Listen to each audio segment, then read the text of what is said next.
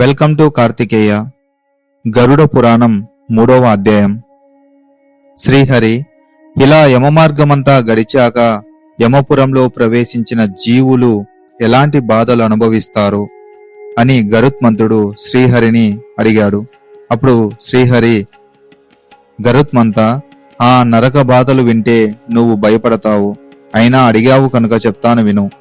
బహుభీతిపురానికి 44 ఆమరుల దూరంలో యమధర్మరాజు పట్టణం ఉంది. అక్కడ నరక బాధలను అనుభవించే పాపులు ఆహాకారాలు వింటూనే ప్రేత ఏడుస్తాడు. యమపురంలోని భటులు ఆ ఏడుపు విని దక్షిణ ద్వార కావలివాడైన ధర్మధ్వజునితో పాపాత్ముడు వచ్చి ఉన్నాడని చెప్తారు. ఇట్లా జీవితకాలం పోగు చేసిన ధనాన్ని వారు స్వానుభవంలోకి తెచ్చుకోలేక కన్ను మూసినప్పుడు ఆ ద్రవ్యమంతా వాళ్ళ సంబంధీకులు అనుభవిస్తారు. ధర్మ సూక్ష్మం విచారించి చూసినప్పుడు అయ్యో, అతడెన్నో పాపాలు చేసి ఆ ధనం సంపాదించగా వాళ్ళంతా దాన్ని భాగాలు చేసుకోవడానికి తయారయ్యారే, మరి అతడు చేసిన పాపాల్లో భాగం పొందడానికి సంసిద్ధులవుతారా? కానే కారు.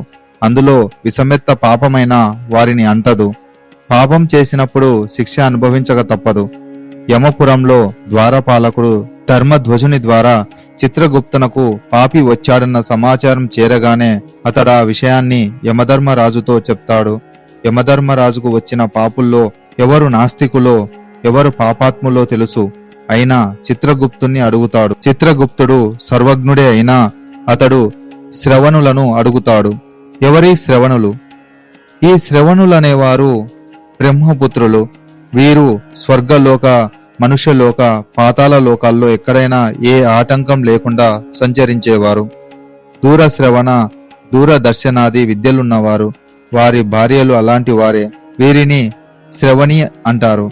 వీరు 3 లోకాల్లోనూ ఉన్న స్త్రీల చేష్టలను బాగా గ్రహించగలరు. ఈ శ్రవణులు ప్రత్యక్షంగా పరోక్షంగా ఎవరేం పాపాలు చేశారో చిత్రగుప్తునకు చెప్తారు. యమధర్మరాజుకు గూఢాచారుల్లాంటి వారైన ఈ శ్రవణులను మనుషులు త్రికర్ణాలతో చేసిన పాపాలన్నీ ఎరుకపడగలవు. వీరు యథార్థవాదులు.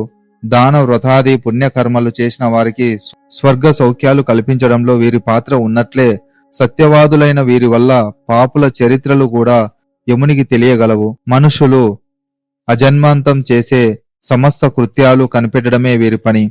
సూర్య చంద్రులు, వాయువు, అగ్ని, అంతరిక్షము, భూమి, నీరు, అంతరాత్మ యముడు, రాత్రింబవళ్ళు 2 సంధ్యలు, ధర్మము, మానవుని ప్రవర్తనను ఎరుగుదురు.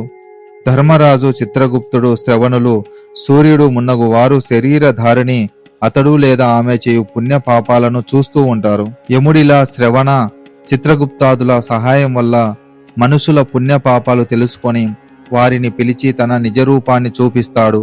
యముని శరీరము మిక్కిలి పెద్దది, భయంకరము. అతని హస్తమున దండముంటుంది. దున్నపోతును ఎక్కి ఉంటాడు. అతని స్వరము ప్రళయ కాలపు మేఘ గర్జన వలె ఉంటుంది. కాటుక కొండల వలె నల్లగా వాని రూపముంటుంది. వాని ఆయుధములు మెరుపుల వలె మెరియుచుండును. 22 చేతులతో ధరించి భయంకరుడై ఉంటాడు. 3 యోజనముల పొడవుగా ఉంటాడు. అతని కన్నులు దిగుడు చావుల వలె ఉంటాయి. కూరలతో, ఎర్రని కన్నులతో, పెద్ద ముక్కుతో మిక్కిలి భయంకరుడై ఉండెను. అతని వద్ద మృత్యువు, జ్వరము మున్నగు పరివారం ఉంటారు. అతని పరివారము కూడా అతని వలె భయంకరంగా ఉంటుంది. ఆ పరివారం కూడా యముని వలనే పాపాత్ములను గద్దించుచుండును. ఆ మహారూపాన్ని చూస్తేనే చాలు పాపాత్ములు భయపడతారు. చిత్రగుప్తుడు మృత్యు, జ్వరాది రోగాలతో కూడి అతి భయంకరాకారుడైన యమునికి సమీపంలో ఉంటాడు. అతని కంటే అతని దూతలు ఇంకా భయంకరులు. పాపులు వీరి గర్జనలకే వణుకుతుంటారు. దాన గుణము లేని పాపులు మరింతగా భయపడతారు. యముని ఆజ్ఞ మేరకు ఏడ్చే పాపాత్ముల్ని చూస్తూ చిత్రగుప్తుడు, ఓరి మూడులారా, పాపాలు చేయనేలా, ఇంతగా శోకించనేలా, పాపాలకు ఫలితం అనుభవించక తప్పదని తెలియదా? మీరు మీ లోకంలో ఎంత స్థితిమంతులైనా, దరిద్రులైన, పండితులైన, పామరులైన, బలవంతులైన, బలహీనులైనా గాని సమవర్తి అయిన యమధర్మరాజు ఎదుట సమానులే. అందర్నీ ఒక్క రీతిగానే శిక్షించడం జరుగుతుంది. పక్షపాతం ఉండదు అని చెప్తాడు. పాపులకు మరో మాట్లాడడానికి నోరు కూడా రాదు. నిశ్చేష్టులై ఉన్న పాపులను చూసి యముడు వారి వారి వారి పాపాలకు తగిన శిక్షలు అనుభవింప చేయండి అని భటులకు ఆజ్ఞాపిస్తాడు. చండు, ప్రచండు మొదలైన దూతలు నిర్దయాత్ములై పాపులందర్నీ ఒక త్రాడుతో కట్టి నరకాల దగ్గరకు తీసుకొని పోతారు. అచటనొక పెద్ద వృక్షము కలదు. అది 5 యోజనములు వెడల్పు, 1 యోజనము ఎత్తు కలిగి ఉండును.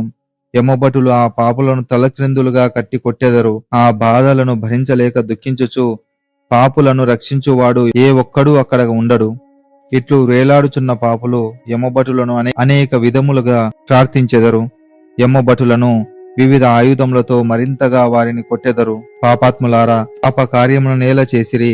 సులభములైన జలమును అన్నమును ఎవరికీ పెట్టకపోతిరి.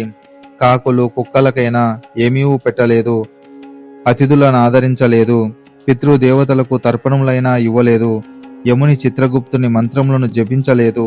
ధ్యానమైనా చేయలేదు. దేవతలను అర్చించలేదు. పెద్దలను గౌరవింపలేదు. ఇట్టి మిమ్ము శ్రీహరి మాత్రమే క్షమింపగలడు. మేము అతని ఆజ్ఞ చేత మీ పాపాలకు తగినట్లు శిక్షించుచున్నామని అనేక విధములుగా పాపులను కొట్టెదరు. కుక్కల చేత కరిపించెదరు. వివిధ ఆయుధములతో కొట్టి చీల్చి మరుగుచున్న నూనెలో వేసి అనేక విధములుగా శిక్షించెదరు. తరువాత వారిని యముని ఆజ్ఞ మేరకు కామిశ్రము మున్నగు నరకములలో పడవేయుదురు అని శ్రీ మహావిష్ణువు గరుత్మంతుడికి వివరించాడు. ఆ తరువాత గరుత్మంతుడు శ్రీహరిని ఇలా అడిగెను, స్వామి, నరకములు ఎన్ని రకాలు? అవి ఏవి? గరుత్మంతుడా, నరకములలో రకాలు ఇన్ని అన్ని అని చెప్పగల సంఖ్య ఎవరి వల్లనూ కాదు. ఎందుకంటే అవి లెక్కించడానికి వీలు కాదు. మానవుని చిత్త ప్రవృత్తులలో ఎన్ని దుష్టపు ఆలోచనలుంటే వాటన్నిటికీ మన సంబంధి నరకాలు చూడవలసి వస్తుంది. కనుక అవి అసంఖ్యాకంగా ఉన్నాయని చెప్పక తప్పదు.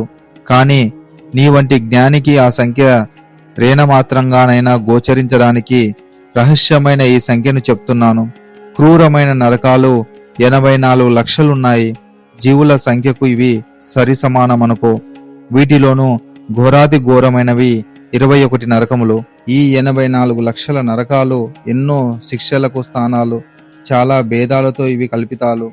క్రూరులైన యమకింకరులతో నిండి ఆయా పాపాలకు శిక్షించడానికి తగిన రీతిగా ఉంటాయి. ధర్మమును ఎన్నడూ చేసి ఎరుగని మహా పాపాత్ములు ఈ నరకాల్లో పడి కల్పాంతరం వరకు ఆయా నరక బాధలు అనుభవిస్తుంటారు. స్త్రీ పురుష భేదమిచ్చట లేదు. పాపాలు చేసి సంపాదించిన అన్యాయార్జిత విత్తం వల్ల ఎవరైనా కుటుంబ పోషణ చేసినప్పటికీ ఆ పాపం ధార పుత్రాదులు అనుభవించరు. యజమానుడొక్కడే ఆ పాపాలకు శిక్షలు అనుభవిస్తాడు. బ్రహ్మహత్య సమానమైన పాపాలకు వేరువేరు నరకాలున్నాయి. బ్రహ్మహత్య అంటే కేవలం బ్రాహ్మణుని చంపడమే అని భావించకూడదు. దేవతల పట్ల భేద బుద్ధిని చూపడం, గురువులు తల్లిదండ్రులను ద్వేషించడం, హరిహర నైవేద్యాలను తూలనాడడం, శాస్త్ర ద్వేషం, పురాణ ద్వేషం, పితృదేవతార్చన నిరాకరించటం, వివాహితులను కన్యలను చేర్చడం, పరాభవించడం, భార్యా పిల్లల పట్ల నిరాధరణ, గోహింస, గో బ్రాహ్మణ సమూహాల మధ్య నుంచి నడవడం, సంధ్యా వందనాలను అతిక్రమణ చేయడం, అగ్నిని మిత్రుడిని కాలితో తన్నడం, ఇతరుల ఆహారాన్ని కాజేయడం, వేశ్యల మీద ఆదాయాన్ని పొంది భుజించడం, ఇవన్నీ బ్రహ్మహత్య సమానమైన దోషాలు, ఘోర పాపాలు. వీటికి కుంభీపాక నరకమే శిక్ష. బంగారం, ఇతర లోహాలను దొంగలించడం, ధాన్యాదులను దొంగలించడం, పిత్రార్జిత భూములను కాజేయడం, అల్ప ప్రాణుల్ని హింసించడం, నిరపరాధుల్ని దండించడం, అన్యాయాల్ని ఎదిరించకపోవడం, సాటి మనిషికి తోడ్పడకపోవడం, పితృదేవతలని పరిహసించడం, వీటికి కాల సూత్ర నరకమే శిక్ష. విప్రుల సొత్తు అపహరించడం, శుల్కం పుచ్చుకొని వివాహం చేసుకోవడం, ఆహార జల విక్రయం, ధన లోభంతో చేసే అక్రమాలు, సిద్ధాన్నాన్ని నేలపాలు చేయడం, పాలు, నెయ్యి వంటి అమృత సమానమైన వాటి అందరికీ అందనంత ధరకు విక్రయించడం, ఈ పాపాలకు క్రిమి భోజన నరకమే శిక్ష. వాయు వరుసలు లేకుండా స్త్రీ పొందు పోరడం, మాట తప్పించడం, పతిని నిరాదరణంగా చూడడం, కృతజ్ఞత, విశ్వాసఘాతత్వం, అబద్ధపు సాక్ష్యం చెప్పడం, ఉచితంగా ఇవ్వవలసినవి వెలకట్టి విక్రయించడం, నోరు లేని అల్ప ప్రాణుల్ని వాటి వైరి జంతువులకు అప్పగించడం, ఈ పాపాలకు అందకూప నరకమే శిక్ష. గరుత్మంతుడా, ఇవి వివరించడానికి ఎంత కాలమైనా సరిపోదు. విఘ్నుడవు గనుక గ్రహించగలవు అని పలికాడు పుండరీకాక్షుడైన మహావిష్ణువు. ఇంతటితో 3వ అధ్యాయము సమాప్తం. ఈ ఇన్ఫర్మేషన్ మీకు నచ్చినట్లయితే మన ఛానల్ని సబ్స్క్రైబ్ చేయండి. Thank you for watching.